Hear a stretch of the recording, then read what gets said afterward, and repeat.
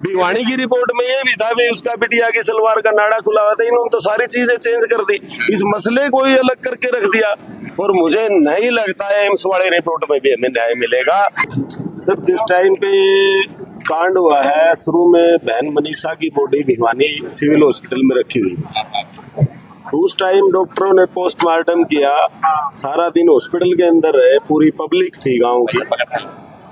तो हर आदमी का एक ही टारगेट था, भी एसपी साहब यहाँ आए। उस टाइम पे एमपी साहब भी आए थे, भिवानी एमपी हैं जो हमारे धर्मवीर सिंह, वो भी आए थे। एसपी को वहां बुलाया गया तो उन्होंने फिर तुरंत कार्रवाई करके जो भी डॉक्टरों की टीम थी उन्होंने बताया भी 2 डॉक्टर बाहर गए हुए।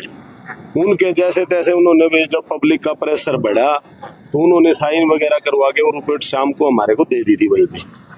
तो रिपोर्ट दी, तो उस रिपोर्ट के अंदर कहीं भी ये नहीं था भी मनीषा ने पॉइजन खाया है। उस रिपोर्ट के अंदर कहीं ये नहीं था भी इसकी गर्दन कुत्तों ने नोची है। तो ये जो चीजें हैं ये हजम नहीं हो रही। अब मान ले पीजीआई वालों में क्या प्रेशर है हमें नहीं पता गवर्नमेंट का, ऐसा क्या कौन आदमी है जिसने ये कांड करवाया है।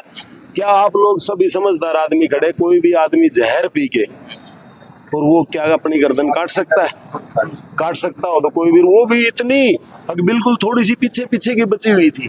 और ये लोग कहते हैं कि भाई एसिड से जलाया नहीं गया। अरे थोड़ी बहुत शर्म करो, तुम्हारी भी बहन बेटियां होंगी भाई। ये लोग कहते हैं भी इसको जलाया नहीं गया। आम हर आदमी के मोबाइल में बिटिया की फोटो है, उसमें क्लियर दिख रहा है।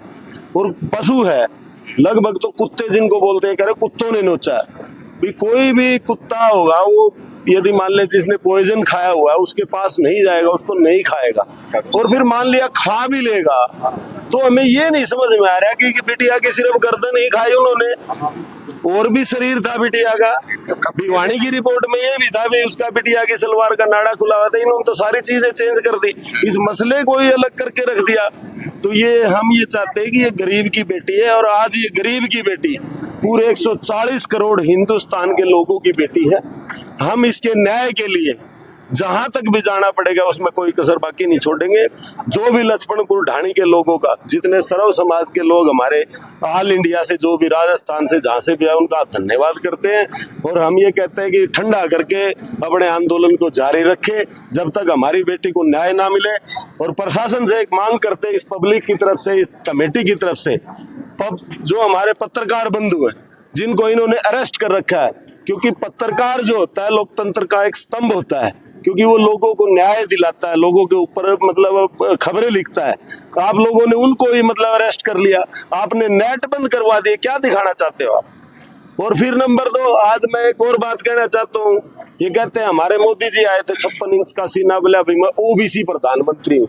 आज ये हमारे शामी समाज की बेटी है, ओबीसी की है। आज मैं तो धन्यवाद करता हूँ 36 बिरादरी का जो साथ दे रहे हैं। अकेला ओबीसी नहीं है, या ज्यादा ओबीसी से ज्यादा और जातियां हमारी सारी की सारी भाई बन के खड़ी हुई यहाँ पे। और हमारे सीएम सैनी ओबीसी के चक्कर में आए थे सीएम बन के ये, और आज वो बयान दे रहे हैं कि भी कोई दोषी होगा तो उसको सजा मिलेगा। उनका मतलब तो ये कोई दोषी है ही नहीं इसके अंदर। तो इनको सोचना चाहिए, सारी चीजें अच्छी नहीं हो रही और इनको अच्छा करके। किसी गांव के हो? मैं सर भिवानी से हूँ, सुरेश प्रजापति मेरा नाम है। मनीषा की मौत मिस्ट्री बनी हुई है। हाँ जी। यहाँ के जो वृद्ध लोग हैं, जो बुजुर्ग व्यक्ति हैं, उनसे आपकी बातचीत रही भी? उसका क्या कुछ कारण कोई निकल कर आ रहा है? उस कैमरा आपकी बातचीत रही उनसे? देखो गांव और देहात के जो लोग होते हैं हमारे बेचारे भोले रोड़े आदमी होते हैं, उनको इतना ज्ञान नहीं होता। तो सिर्फ उनकी एक ही मांग है कि बिटिया को न्याय मिले, उसका और कोई कहना नहीं है। वो कहते हैं सिर्फ न्याय मिले, और मुझे नहीं लगता है एम्स वाले रिपोर्ट में भी हमें न्याय मिलेगा। तो हम पब्लिक को सोचना पड़ेगा, जैसे दिल्ली के अंदर निर्भया कांड हुआ था और इंडिया खड़ी होगी थी, इसी प्रकार आज मनीषा बेटी के साथ पूरा हिंदुस्तान खड़ा हुआ है। और सभी को मतलब इसी तरह खड़ा रहना पड़ेगा। इसी तरह खड़े रहोगे, ठंडा करके अपने आंदोलन को जारी रखोगे तो न्याय मिलेगा, नहीं तो नहीं मिलेगा। कल भी इन्होंने, पूरे प्रशासन ने कोशिश की होगी, जैसे पुलिस की वीडियो आ रही थी, इतनी फोर्स डाल दी यहाँ पे, किस लिए? अभी बिटिया का संस्कार कर दे। संस्कार, मुद्दा खत्म हुआ, कहानी खत्म। कल भी हमने किसी का फोन आया था भी करनाल में 16 साल की बिटिया के साथ मतलब ऐसा ही अत्याचार हुआ है। 13 तारीख को 12 तारीख को टिटोली गांव के अंदर एक लड़के का मर्डर कर दिया गया। तो ये सरकार कर क्या रही है? पहले ये कहते थे भी मोदी जी कहते थे उग्रवादी कहाँ से आते, असला कहाँ से आता, आज कहाँ से आने लग रहा है? आज ये इतनी पुलिस फोर्स, IB, CID सब कुछ आपके पास है, फिर भी ये क्यों हो रहा है सर? न्याय कैसे मिलेगा? हम लोगों ने आपके ऊपर विश्वास करके आपको वोट दिया था, आपको सोचना पड़ेगा, बिटिया को न्याय देना पड़ेगा, वरना ये पब्लिक किसी भी हद तक जाने के लिए तैयार है।